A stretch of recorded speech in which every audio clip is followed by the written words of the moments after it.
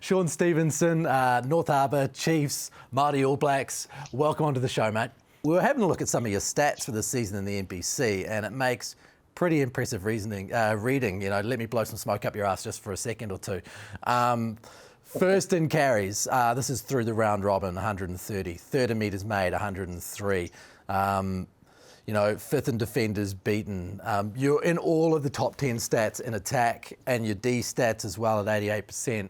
Mate, you must have been pretty happy with how that season shaped up for you, even if you guys didn't quite make it through. Yeah, we obviously nice to get some stats thrown around a bit, yeah, but obviously good season. Pretty disappointing that we didn't quite get through the quarter-final stage, but we probably had a slow start the first couple of rounds, and then we shifted into gear. So that was just nice. We had a pretty awesome team. It was very young, but we managed to do what we did, and throw the ball around. And I hope the Harbour fans enjoyed our style of rugby. So that was good. Yeah, just on that, Shaun, I think, mate, having the likes of Tavita Lee coming back, who was in great form, and I think, Mark Talea, who come back from Tasman Marker, who poached him and stole him from us for 2 years, but he came back and looked like he was awesome, and you guys were obviously arguably the best back three in the comp. What was the conversations throughout the year for you three? Because you guys were so pivotal in that great season for North Harbour this year. To be honest, mate, there was just a lot of jokes going on between the three of us. We didn't really talk too much about footy. So, we Brendan, us three boys, we like to have a bit of a joke and a bit of a laugh. And, so we've had a few when we've been doing our jobs. So, to be honest, mate, we just played footy. We just played eyes up footy. And I think when we're all on, it's easier for us to, make those breaks or break defenders or draw those players in to be just scoring a hat trick every game, So, once, credit to our whole back line. And, we had players all over the park that made it, our jobs a lot easier. So, it's also that cliche, other boys doing their jobs, but it's as simple as that, boys doing their jobs makes other boys look good. Just with your form this year, bro, obviously have been really lucky to be able to play with you and have come through when you were younger through Auckland Grammar, and then you obviously went to Waikato earlier with the Chiefs, but then for whatever reason, the last 12 months, you've just been a lot more consistent with your footy. Has there been anything different that you've done within the last 12 months because whether it be with the Chiefs, the New Zealand Māoris, Island A, you were outstanding, and then you brought into that form for North Harbour. What's been the difference and change of your preparation maybe with how you've played so well? Obviously I care, but I think, you get to an age where you kind of just break the jackals off and that care factor of what people think and, you're, I guess, scared of making mistakes. You get to the age where you just kind of break all those jackals off and that's what I felt like I've done this year. Obviously I do care, but obviously, play with a bit more freedom, which, the last 12 months has probably shown that I have been playing with a lot more freedom. And I always get told that word of consistency, probably haven't had consistent game time, but I feel like the last 12 months, what I've done in those games, it has been consistent footy, and a lot has been talking about my defence, which was a big work on for me this year, and I felt like I've really stepped up in that facet of play. So I've been pretty happy with my play the last 12 months. So just that freedom, I guess.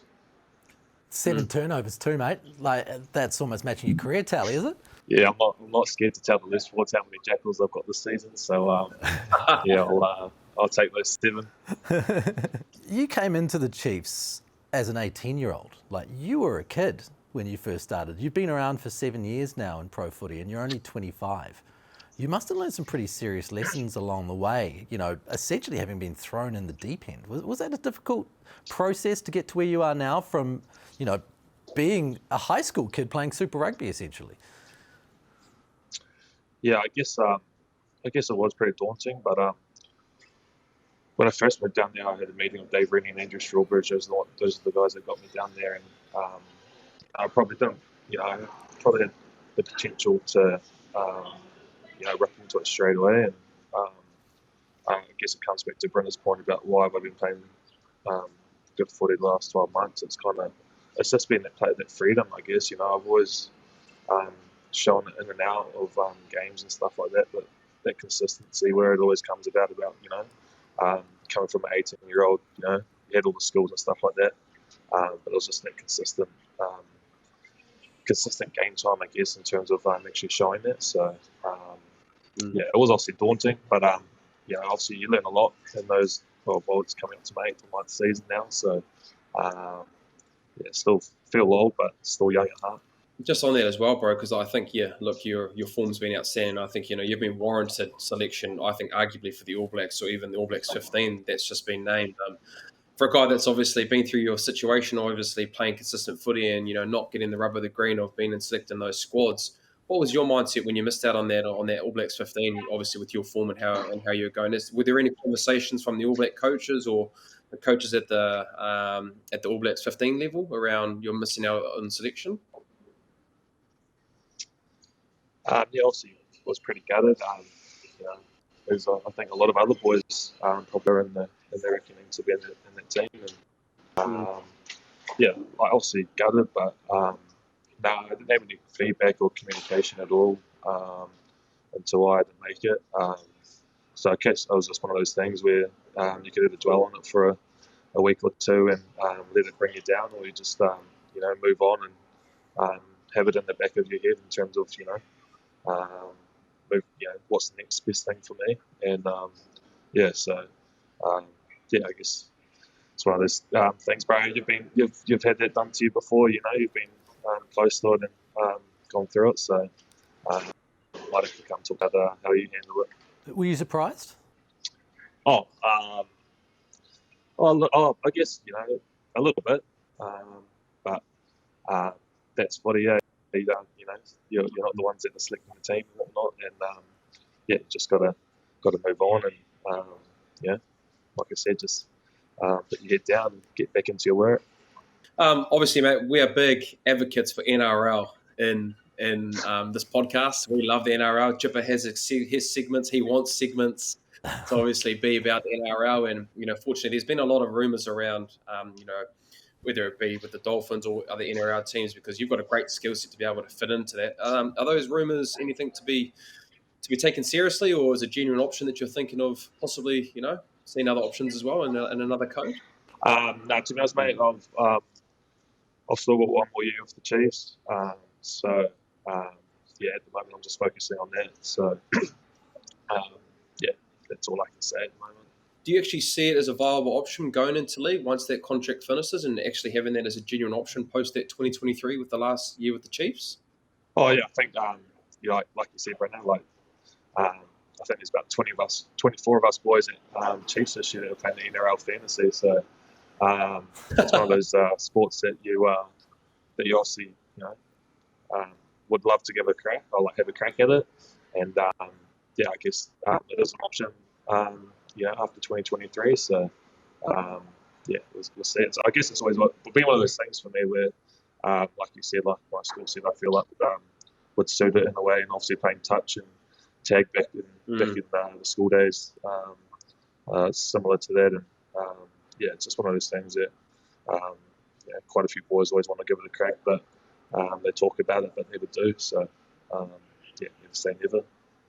So can you clarify, have you been approached by the Dolphins? Have you had discussions with them? Yeah, I've had a chat. This was obviously for after 2023. So, I had a call from Wayne, but So that's Wayne Bennett? Yeah. What's it like getting a phone call from Wayne Bennett? Unreal. Oh, I mean, pretty nerve-wracking. This is probably arguably the best lead coach in this generation. So, it was obviously a bit daunting, but that was cool. Just chewed the fat, and it's good to have a chat with the GOAT, I guess. What did he want to know about you? Oh, just what I've been up to, and yeah, I guess it's talking footy really. What position would you want to play? Do you have a preference of, because you can play fullback, you've obviously dabbled in with a little bit of number 10 at Mitre 10 Cup level, Bunnings NPC level. What position would you like to play if you did ever cross codes? Like to say fullback or a running six, something like that. Use my boot as well. But yeah, somewhere along those lines. So, but yeah, at the moment, just focusing on rugby. So we'll see what happens. Jipper would kill me if I didn't ask, with the 88% tackle stat and the dominant nature of the tackles, you could bring something really solid to fullback. Jipper's always going on about James Tedesco, isn't he? He's dying to see you tackle in the back of a rugby league field. Yeah, you asked me a couple of years, I probably would have had a couple of shoulder reconstructions. Yeah, it's good to get some hits on the shoulders and actually get some dominant ones. So I've been getting enough crap about my defense from all the Chiefs boys like Brodie Retallick and stuff like that. So it's good to get some good shots in there. Okay, so we'll leave it at a wait and see then, and move on from the NRL. That's where we need to leave it? Yeah, done there. Fair well enough. done. Do you have a favourite rugby league player? Oh, I think you can't go past Benji. Just what he did on the field, just for all Kiwi kids growing up. Moving towards the NPC, you played against Canterbury and Wellington. Both, I don't actually know if you didn't play Wellington, but you've obviously seen how they've been playing. Who are you picking? What do you think who's got the upper hand in that final? How do you think it's going to go? Oh, I think it's going to be a good game, to be honest. I think Wellington's come a long way. They probably started off slow and they're just throwing the ball around from everywhere, and they've got game breakers everywhere through their team. So I think that's they're going to throw everything at the Cantabs, but obviously Cantabs at home, they've classic saying, they've had that finals footy through their blood. So I don't know. It's going to be close, I reckon. But I'll probably pick from when Wellington played Canterbury last. I think Wellington's definitely got a lot better since then, and I think they won it in a close one. That Wellington attacking structure is pretty crazy, isn't it? Like they have momentum and they've got weapons. How do you think Canterbury shut down those weapons? Oh, I think they're just going to go probably depending on what the wind's doing down there. Probably go back to the aerial game and just slow down all the momentum. Because obviously ball in hand for Wellington is where they're dangerous at. So just putting all the pressure on Wellington to I guess force them to play, and probably scoreboard pressure, taking the threes and accumulating the points, and then classic saying of just exiting well and getting down there. I think that's probably the best way that that's how Canterbury play. So, and Canterbury always but they're not scared of throwing the ball around either. So should be a cracky game. Nice. Before we let you go, what's the off-season got in store for you? Bit of a holiday? Yeah, a bit of a holiday. See what most of the boys are doing. Obviously, some boys are getting away. Try to get away. Might go back to Samoa, where my mum's from. I've been there since 2009, so might head over there and just catch up with family. But yeah, see what happens. Well, mate, you enjoy it, Shooty. You've had an awesome season, mate. A very well-deserved rest and a few alcoholic beverages at festivals, yeah? I'm imagining that Brynner is a big rhythm and vines, got to get on the dance floor kind of guy. Does he have good moves? Nah, he's stuff as. He's real stuff. But he's got good chat. But he's stuff. So. Awesome, mate. Hey, well, thank you very much for joining us. We appreciate it and enjoy your time off. Cheers, team. Thank you very much, and go well. Running for your season in Japan, mate. Well, not quite going to the NRL, Bryn, but, he's had the conversation. Oh, he has. And look, I think, it's good for him to be able to, we're players. We're players and we have to, put ourselves out there. And, having that story out there with, whether he was going to go to the Dolphins. And from what we heard from Shaun, he was able to talk to Wayne Bennett, which would have been an amazing call to have that opportunity to talk to one of the greatest coaches of all time. So, it looks like maybe possibly 2023. The Chiefs are very lucky. New Zealand Rugby, I think, are lucky to still have him around for another year, and barring injury and then some more consistency of playing some really good rugby for another 12 months. Who's to say that he won't be in that World Cup squad or even the All Blacks 15 moving forward? Yeah, I suppose it's one of those things that you want to give yourself the chance, right? You'll look back in years to come and go, what if? I might have missed the All Blacks 15, I might have missed the All Blacks, but what if? Well, that's it. And, he's still young. Even, you talked about it, Ross. He came in at an 18-year-old, but he seems, that he's been around for so long that you'd think he'd be 28, 29 with how many years he's played professionally in New Zealand. But, I think it gives him another 12 months to hopefully crack it and get again with that consistency, playing really well like he has the last 12 months. And then, 26 has the opportunity again to go play for the Dolphins or NRL team, and he's got the skill set to be able to do that. And, it'll be great to see something different. You never see really New Zealand rugby players go and play rugby league. We talked about TJ Perenara a few years ago that he was thinking about maybe going to the Roosters post-Japan. But yeah, he's one guy that I think would fit in really nicely in a league environment.